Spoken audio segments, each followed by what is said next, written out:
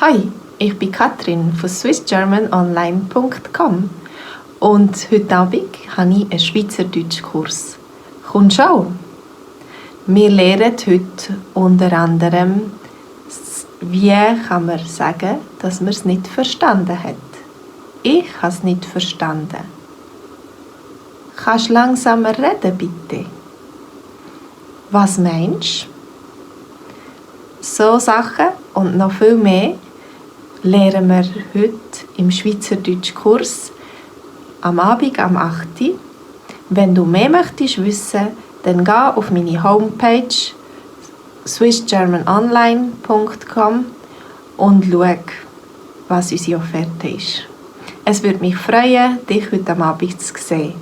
Zuerst ist ein Kurs, wo du chatten kannst. Und im zweiten Teil kannst du an einem Zoom-Treffen teilnehmen und auch reden.